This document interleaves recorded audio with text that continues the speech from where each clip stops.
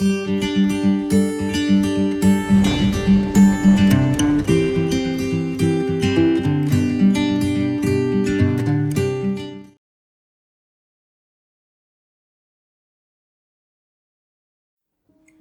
Friends, मैं doctor Kajal Mangukiya, practising gynaecologist, obstetrician and IVF specialist since more than 15 years at Orchid hospital and IVF centre Surat. नमस्कार। आज हम बात करेंगे हमारे जो व्यूवर्स हैं उनके जो क्वेरीज आए हैं कमेंट बॉक्स में, उसी में से कुछ क्वेश्चन के आंसर आज मैं डिटेल में बताऊंगी। सो फर्स्ट क्वेश्चन है कि मैम मुझे मेरे बच्चेदानी में 45 से 50 mm की गांठ है, क्या मुझे बच्चा हो सकता है? सो फ्रेंड्स, जैसे पहले के मेरे जो वीडियोज़ है उसमें भी मैंने समझाया है कि बच्चादानी जो है उसके 3 लेयर्स होते हैं। यदि यह जो गांठ है वो सबसे अंदर के लेयर में है, यानी कि एंडोमेट्रियल कैविटी में है, तो ज़रूर से इसको रिमूव करना चाहिए। दूसरा कि यदि यह जो गांठ है उसकी वजह से यूट्राइन कैविटी या तो एंडोमेट्रियल कैविटी में कंप्रेशन हो रहा है, तो यह गांठ को रिमूव करना बहुत ही ज़रूरी है। और पर से जो कट ऑफ है 3 to 5, so 3 centimetre to 5 centimetre की जो फाइब्रॉइड की गांठ होती है, अगर वो कंप्रेशन दे रहा है, पेशेंट के सिम्टम्स ज़्यादा है, मतलब सिम्टोमेटिक है, या तो उसकी वजह से ऑब्स्ट्रक्शन हो रहा है, तो ऐसी गांठ निकालने के बाद ही प्रेगनेंसी के लिए प्लानिंग करना चाहिए। दूसरा क्वेश्चन है, मुझे फाइब्रॉइड है और मेरे यूट्रस का साइज़ भी बहुत बड़ा है, मुझे फाइब्रॉइड निकालना चाहिए या यूट्रस निकालना चाहिए? सो फ्रेंड्स, यह हमारे दूसरे भी एक व्यूअर का सेम क्वेश्चन आया था, तो यहाँ पे मैं बताना चाहती हूँ कि फाइब्रॉइड की साइज़ जो है वो आपने मेंशन नहीं की है। वेदर फैमिली कंप्लीट हो चुका है या अभी भी उनको प्रेगनेंसी रखना है, वह बात भी क्लियर नहीं है। लेकिन यदि आपकी एज मोर देन 35 है, फैमिली कंप्लीट हो चुका है, तो बेस्ट ऑप्शन जो है आपके लिए वह है यूट्रस रिमूवल सर्जरी। लेकिन कभी कभी ऐसा होता है कि पेशेंट को ऐसा है कि यूट्रस रिमूव नहीं करना है, जस्ट उनको जो फाइब्रॉइड की गांठ है वही रिमूव करवाना है, तो वो वाला ऑप्शन भी आप ले सकते हैं। तीसरा क्वेश्चन है कि 8 मंथ प्रेगनेंसी में डीएनए टेस्ट करेंगे तो फादर और बेबी का खून मैच करेगा या नहीं? डीएनए टेस्ट जो होता है वह पर से मदर, फादर और बच्चे का। यदि यह जो बच्चा है वह आपका ही है, तो ऑब्वियसली मदर, फादर और बच्चे का भी जो डीएनए करेंगे वो मैच होना ही होना है, चाहे वो आप 8वें महीने में करें, आप डिलीवरी के बाद जनरली जो टेस्ट करते हैं वह डिलीवरी के बाद करते हैं। अगर जैसे आपका अगर आईवीएफ हुआ है या जो भी प्रोसीजर नेचुरली कंसीव हुआ है, पर से आप ड्यूरिंग प्रेगनेंसी करते हैं या आफ्टर डिलीवरी, फादर और बेबी का आपका क्वेश्चन है कि वह मैच करेगा या नहीं। डीएनए जो है वह एनी टाइम आप अगर टेस्ट करते हो तो वह मैच होना चाहिए। टेसा पैसा बायोप्सी करने से कोई प्रॉब्लम होती है? टेसा पैसा जो प्रोसीजर है that is basically a testicular biopsy या तो percutaneous aspiration of the sperms. तो जनरली हम पहले कोशिश करते हैं कि पैसा जो है यानी कि परक्यूटेनियस स्पर्म एस्पिरेशन होता है, और इन केस उसमें स्पर्म्स नहीं दिखते हैं तभी जाके हमें डायरेक्टली टेस्टिस में से बायोप्सी लेकर स्पर्म्स प्रेजेंट है या नहीं यह फाइंड आउट करना होता है। ऑन एन एवरेज जैसे कोई भी सर्जिकल प्रोसीजर के जो कॉम्प्लिकेशंस या तो साइड इफ़ेक्ट्स होते हैं वह होने की संभावना होती है, लेकिन जनरली आपके जो भी डॉक्टर हैं वो आपको after the procedure routine antibiotics है, एंटी इन्फ्लेमेटरी एजेंट्स है, वो प्रिस्क्राइब करते हैं और पर से इसके दूसरे कोई प्रॉब्लम नहीं आते हैं। 5वां क्वेश्चन है कि मेरा 1 साल पहले हिस्टेरेक्टमी का ऑपरेशन हुआ है, लेकिन मुझे बहुत ज़्यादा हॉट फ्लशिश आते हैं दिन में 10 से 15 बार, और इसका सल्यूशन क्या है? जैसे आपने क्वेश्चन पूछा है, हिस्टेरेक्टमी यानी यूट्रस रिमूवल सर्जरी हुआ है आपका, और मोस्ट प्रोबेबली उसके साथ साथ आपके जो ओवरीज हैं वह भी रिमूव करने पड़े होंगे।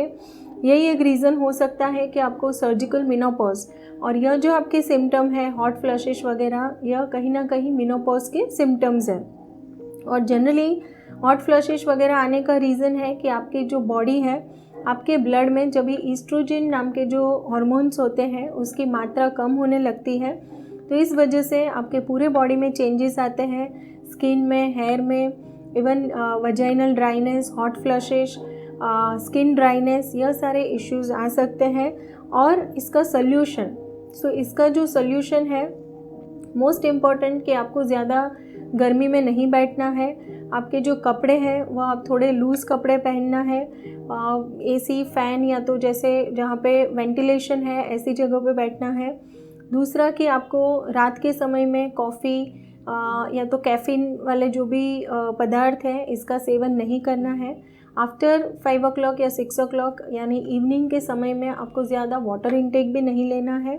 और मोस्ट इम्पॉर्टेंट कि यह जो मैंने बताया यह सब घरेलू उपचार है। उसके बाद अगर आप डॉक्टर के पास जाते हैं तो जनरली आपको ईस्ट्रोजन के टैबलेट्स दिए जाते हैं। अगर आपको वजाइनल ड्राइनेस वगैरह के इश्यू है तो ईस्ट्रोजन के जेल या तो क्रीम भी प्रिस्क्राइब कर सकते हैं। 6th क्वेश्चन है कि कौन सी सर्जरी बेस्ट है बच्चेदानी निकालने के लिए। कोई कहता है कि लेज़र ऑपरेशन के बाद तकलीफ़ होती है, या तो टाँके वाले ऑपरेशन में पहले तकलीफ़ होती है बाद में कुछ नहीं होता है, और लेज़र में पहले आराम होता है और बाद में समस्या बहुत बढ़ जाती है। तो मैडम सच क्या है वह आप हमें बताइए।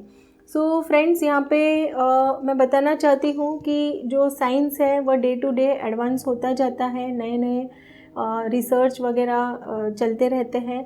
और जैसे पहले के ज़माने में, शायद मैं आपको बात करूँ कि 25 साल या 30 साल पहले, मे बी 25 ईयर्स बैक, हमारे पास जो ऑप्शन था फॉर द बच्चेदानी रिमूवल यानी यूट्रस रिमूवल सर्जरी वह था टाँके वाला ऑपरेशन। जैसे जैसे साइंस एडवांस हुआ वैसे वैसे की होल सर्जरी या तो लेज़र ऑपरेशन जिसे हम कहते हैं, टोटल लेप्रोस्कोपिक हिस्टेरेक्टमी, आज की तारीख में यह सबसे बेस्ट ऑप्शन है अगर पेशेंट का यूट्रस का साइज़ वगैरह और कंपेटेबल है लेज़र सर्जरी से। सो जैसे आपने क्वेश्चन पूछा है कि कौन सा ऑपरेशन बेस्ट है, तो मेरा ओपिनियन ये है कि सबसे बेस्ट ऑपरेशन जो आज के तारीख में है वह है टोटल लेप्रोस्कोपिक हिस्टेरेक्टमी, और उसके भी कुछ क्राइटेरियाज होते हैं। और दूसरा आपका क्वेश्चन है कि तकलीफ़ किस में ज़्यादा होती है, और लेज़र में पहले आराम होता है बाद में समस्या बढ़ जाती है। तो फ्रेंड्स, मैं बोलना चाहती हूँ कि लेज़र ऑपरेशन इसीलिए उसके बेनिफिट्स है क्योंकि उसमें जो कट लगता है दैट इज़ अप्रॉक्सीमेटली, जो पोर्ट रहता है main port that is 1.5 to maximum 2 centimetre, side port जो होते हैं अप्रॉक्सीमेटली 1 सेंटीमीटर के होते हैं। सो आप ही सोच सकते हैं अगर किसी को 9 या 10 सेंटीमीटर का कट लगता है और किसी को अगर 1-1.5 सेंटीमीटर का कट लगता है तो जो हीलिंग प्रोसेस है वो ऑब्वियसली बड़ा जो कट है उसमें समय लगेगा, छोटा जो कट है उसमें हीलिंग फास्ट होगा। और यही एक बड़ा बेनिफिट है लेप्रोस्कोपिक हिस्टेरेक्टमी का। दूसरा कि जब भी हम दूरबीन से पेट के अंदर देखते हैं तो हम बच्चादानी जो है उसके आजू बाजू के जो स्ट्रक्चर है जैसे इंटेस्टाइन है, अपेंडिक्स है, यह सारे ऑर्गन्स भी देख सकते हैं। पेशाब की जो थैली है, टॉयलेट का जो रास्ता है अगर ज़्यादा चिपका हुआ है तो भी लेप्रोस्कोपिकली बहुत ही अच्छे से यह सर्जरी हो सकती है। सो अदरवाइज़ लेप्रोस्कोपी के दूसरे कोई ऐसे एज सच साइड इफ़ेक्ट्स नहीं हैं। 7वां क्वेश्चन है कि मेरी एज 25 इयर्स है और मुझे एंडोमेट्रियोसिस हुआ है, इसका इलाज करना चाहिए या नहीं।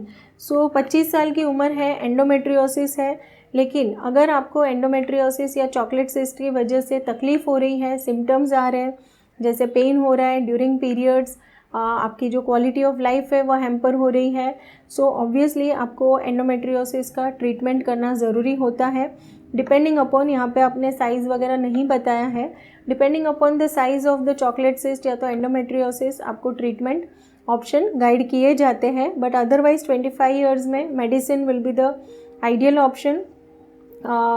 एक आप सोनोग्राफी करवा सकते हैं और सोनोग्राफी के बाद उसका जो डिटेल रिपोर्ट है वो आप भेज सकते हैं ताकि हम आपको और अच्छे से गाइड कर सकें। और एक क्वेश्चन है कि AMH वैल्यू जो है दैट इज़ 0.03, मैं नेचुरल प्रेगनेंसी हो सकती है या फिर IVF ही करना पड़ेगा। सो बेसिकली आपका AMH लेवल अगर 0.03 है, इसके साथ साथ आपका एंट्रल फॉलिकल काउंट, आपका जो फॉलिकुलर स्टिमुलेटिंग हार्मोन होता है उसकी वैल्यू कितनी है वह जानना बहुत ही ज़रूरी है। यदि आपका FSH का वैल्यू बहुत ही ज़्यादा है on an average if it is more than 10, the quality of the eggs जो होता है वो कॉम्प्रोमाइज्ड होता है. अगर आपके एंट्रल फॉलिकल काउंट भी लोअर साइड पे है, सो जनरली जो पेशेंट है जिनका AMH बेसिकली हमें बताता है कि आपका ओवेरियन रिजर्व कितना है. Normally AMH should be more than 2.5, then the chances of natural conceive करने का बहुत ही बढ़ जाता है. But at this particular AMH it is little difficult to conceive naturally, और IVF is also an option. लेकिन उसके पहले भी आपके हार्मोन्स के रिपोर्ट करना बहुत ही ज़रूरी है कि आपको IVF में भी सक्सेस मिलने के चांसेस कितने हैं. और एक क्वेश्चन है कि मैम मेरा एज 35 है, मेनोपॉज हुआ है, अभी एक और बच्चा लेना है, तो मेंस्ट्रुअल साइकिल शुरू करने के लिए क्या करना चाहिए. 35 इयर्स में मेनोपॉज आया है तो इसे हम प्रीमेच्योर मेनोपॉज कहते हैं. और ऐसे जो पेशेंट्स हैं इनमें जनरली आपका AMH वैल्यू हार्मोन्स के रिपोर्ट वगैरह करके देखना चाहिए. और जस्ट पीरियड शुरू करने से आपको प्रेगनेंसी रुक जाएगा ऐसा नहीं होता है. बेसिकली बच्चा करने के लिए या बच्चा रखने के लिए आपका ओवेरियन रिजर्व जानना बहुत ही आवश्यक होता है. सो आपको बाकी सारे रिपोर्ट्स वगैरह करके हम और अच्छे से गाइड कर सकते हैं. So thank you friends for watching this video. आपके और भी कोई क्वेरीज़ है तो आप कमेंट बॉक्स में ज़रूर से लिख सकते हैं. और ऐसे ही देखते रहिए हमारे गाइनेक टॉपिक पे IVF related, infertility related, pregnancy related जो भी वीडियोस हैं वो आप देखते रहिए. अपने फ्रेंड्स में भी आप शेयर करते रहिए. और कोई भी आपको क्वेरीज़ है तो ज़रूर से कमेंट बॉक्स में लिख दीजिए. Thank you friends.